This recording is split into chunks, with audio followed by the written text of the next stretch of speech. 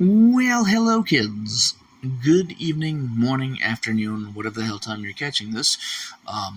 Currently it's 1:22, and I was kind of just vegging on YouTube when I came across, by divine kismet and fortune, a YouTuber by the name of Papa Goron. I'm watching this video entitled, or titled rather, What is Capcom Doing to Megaman? In it, he goes over basically the recent shareholders meeting that I was unaware of until I caught his video. And now Megaman and video games are subjects near and dear to my heart. And for anybody that knows me, I'm a diehard Megaman fan, as well as Sonic, and that's a separate issue for a separate video. But to touch upon his video and to compound on it and offer my own opinion on the way things are going. First off, in Papa Goron's video, he outlines the shareholders meeting and what Capcom is doing with Megaman, which is currently Jack and shit, and Jack left town. In regards to Megaman Legends 3, all of the people that I know would love that game, and he goes on to say, here's what you should do, and in the end culminates of his opinion on how they should release Megaman Legends 3 and in what ways they should do it. And to briefly recap, he's Zelda-esque in terms of Ocarina of Time or Majora's Mask, and that got me thinking, because he didn't want an open world like Breath of the Wild or Tears of the Kingdom, and I'm thinking I disagree with that a little bit. I mean, I love the concept of an open world Zelda, or Mega Man rather. That's where I am. But no, why not release Mega Man Legends 3 with Breath of the Wild-esque mechanics? I mean, that's fucking brilliant. I didn't play Breath of the Wild or Tears of the Kingdom. The main issue I had and heard of was the breakability system, where everything fucking broke except the Master Sword, which ran out of energy eventually. But still, in its base form, I like that as a concept. Mega Man Legends 3 with, Zelda, Tears of the Kingdom, or Breath of the Wild-esque, formula. So yeah, that's what I gotta say about that. And, going further into kind of Sonic territory, I guess OCs, original characters, for those of you that don't know, I've been thinking about it. I'm a hardcore gamer, big surprise there. Well, it actually might be to some of you, but yeah, I'm a gamer, and also a writer and a photographer, and being both a gamer and a writer has led me to some concepts that over the years. Even in high school, I wrote basically Zelda fan fiction in terms of fan scripts. I got really heavy into Ocarina of Time, I think my sophomore year, and I started pounding out Zelda scripts. And here's the thing, I had absolutely no fucking knowledge of Zelda, or very, very little. But I took that concept and I studied upon it, and realized in high school my writing was shit. Not entirely shit, but I will say some of the concepts were on the far-fetched and cockamamie side of things. But still, the drive and desire and the altruism was there. Moving right along, circling back to OCs, it's I fell in love with sandbox games late 2013 or so, with the project No Man's Sky. I saw the trailer for it. I played it. I wasn't as disappointed as many people were. I had rose-colored lenses, let's say. So, I kind of gave it an easy pass, because I didn't see beyond the technical limitations and the lack of deliverance on their promises. Regardless, that game touched a nerve with me, because I liked the concept of it, just infinite exploration. What didn't really do it for me was, they fucked up on lack of multiplayer, which I really wish they would have had. But in the end, I stopped playing it for, personal reasons. But my also thing was character customization, which, stick with me, kids. I know it's going to be a long tangent, but, it circles back to the initial concept. So, fast forward to 2015, 2016, around that time, I found Sword Art Online Fatal Bullet, and it hit almost every every box for me. It checked off every box, if you will. Character customization, you made your OC, and you were integrated into, like, the storyline with the existing characters and cast, and I personally loved it. And that's what I found that I search for in a game nowadays. Like, open world sandbox with character customization. Now, you may be wondering how this relates to Megaman Legends 3. It does circle back into what I want Megaman Legends 3 to be, much like Papa Goron, that he wants, like, an Ocarina of Time structured, at least skeletally structured, base of Megaman Legends 3, and I want it to be more like that. Now, for those of you that remember, there was Mega Man Universe, which quickly got canceled, which was, and I don't have too much knowledge of it, but it basically looked like, I don't know, what was that mainstream one? I guess like Miiverse, in that sense of, hey, you have Mega Man just characters and or attributes, and you're playing as your own kind of thing. So I from what it looked like, from what I've seen and what I understand, it kind of looks like an MMO sandbox, and I kind of dig that concept, and I think fusing that concept with Mega Man Legends 3 would be good, like open world and massive multiplayer.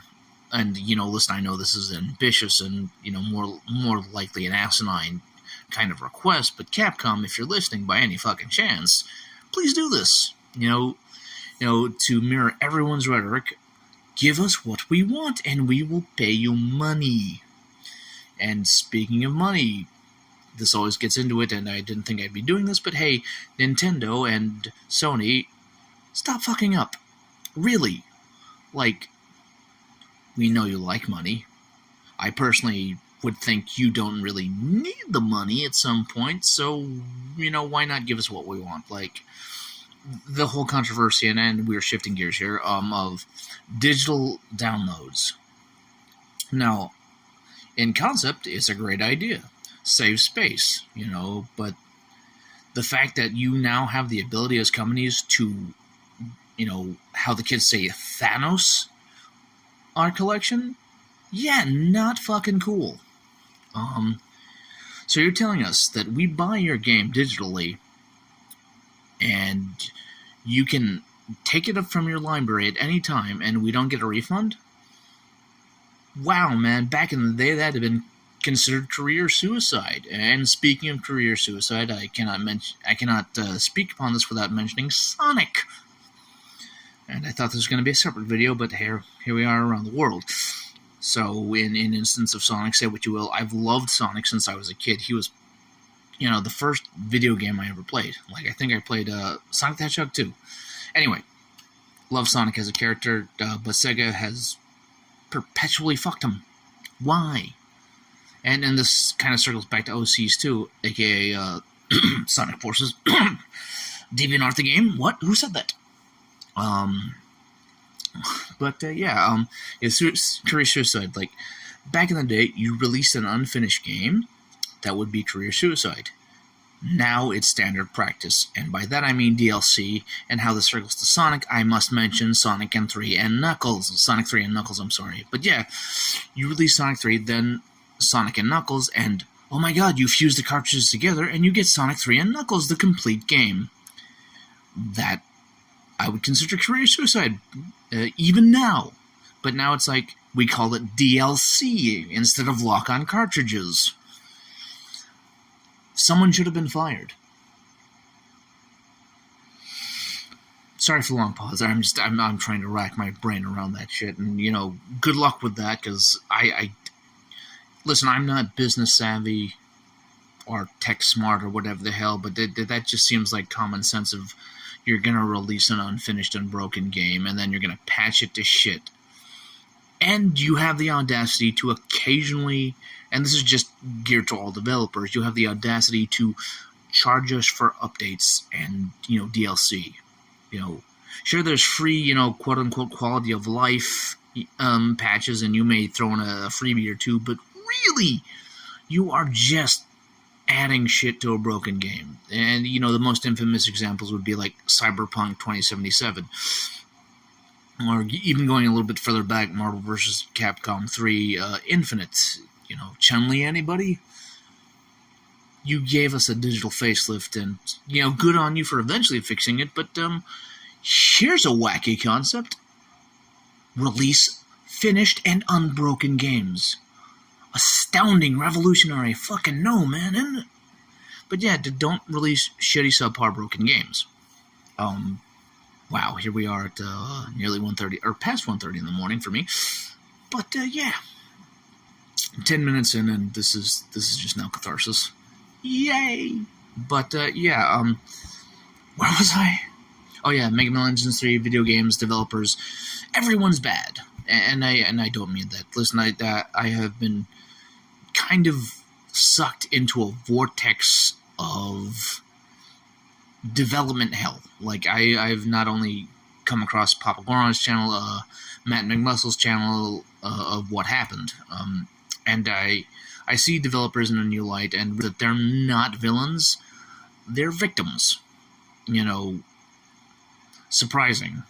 And, I've known for some time now Sega has mismanaged their properties, but due to me watching Matt McMuscle's videos, Sega treats their employees like shit, and, no surprise that, they are a Japanese company, and, listen, side note here, go look up Japanese companies, the exploitative companies, the so-called black companies, look those up, and you'll see, and probably understand and empathize with Kokomori's, because it's all money-centered, and it's old-school Japanese rhetoric, so side tangent over, though, but, like, companies treat their developers like shit. Circling back to Megaman Legends 3 and Mega Man as a whole, Keiji Inafune had a falling out. The term glass ceiling has been thrown around in a couple of videos, and I'm like, I know there's more to it than that, but just, based on what I've learned recently, it's like, okay, so at the end of it, there's a lot of, what's you call it, not autonomy. Well, Keiji Inafune was given autonomy. Fuck, I cannot think of the word. Conflict, for lack of a better term. Sorry, my brain is fucking failing. But there's a lot of internal conflict between developers and staff, and the corporate bigwigs. It's all a power struggle, and so companies tend to treat their employees like shit, especially in Japan. It's a little bit different here in the States, but I would say marginally, and if not aesthetically so. America seems to be a bit better, at least on the surface aesthetically. Oh man, we are really going off. But yeah, so I just it's not entirely the developer's fault. The development team. There's a lot of cogs in the machine that basically get ignored and abused. So yeah, I have a better empathy and deeper understanding of the development team and developer hell, and why games get canned like this. And it all boils down to internal conflict and archaic business practices, and in some cases, such as Megaman Legends, so wildly unrealistic projections. So yeah, there's that. But circling back, just and this got heavier than I thought, and went wildly on a tangent more than normal. But yeah, so circling back to my premise of Mega Man Legends 3, and games as a whole, my perfect game, ideally, would be Tears of the Kingdom and No Man's Sky having a baby. Just a good. Wow, that sounds really fucked up when I think about that. Let me see if I can edit that and maybe do a time skip, but if not, let me rephrase that of, what, take all the best parts of separate machines and engines and put them all together to make them a super engine, like that would be my ideal, because, again, circling back to OC's original characters, I would like that. I would like to have that control, that agency of, okay, it's an avatar for me, and me in my personal life, I'm wildly insane, in the good fun way, not the, I like to murder people in my spare time, which I don't, I'm the, hey, let's play with potentially dangerous objects, but very, very safely, the fun, what we call chaotic neutral. Yeah, there we go. Or chaotic good. One of those two. The point is, it's like, I like having that agency, and I also like weapon crafting. I found that I like that, recently. I mean, I've always had like a knack for it and a love for it. I just realized that, oh man, I want to not only explore dungeons and get weapons, I want to make weapons. And I like the idea. Going back to Sword Art Online Fatal Bullet, that you basically get a lightsaber and a gun. I'm like, dude, I want this. So allow me a game to craft swords and guns and make it an open world sandbox and call it a day. And for Mega Man Legends 3, take that concept and just have it Mega Man Walnut. Also, there was talks of, and back on track here, Capcom's shareholder meeting, like digital collections and, physical cartridges too, or discs or whatever the hell. Yeah, I just outed how old I am. But, physical media should not be a thing that stops in production. And Capcom said that they won't stop production of physical media, and good on them. And circling back to collections, Capcom has released the Legacy Collection for Mega Man and Mega Man 0 and ZX, which I would also like to see another entry in that. I know, like, if you've played Mega Man 0 on the Game Boy Advance and the following successors, Mega Man ZX and Mega Man ZX Advent, they're pretty much a done deal, but that also circles back to the open world and Mega Man Universe concept. But yeah, I would like another such title like that. I played Mega Man 0 in high school.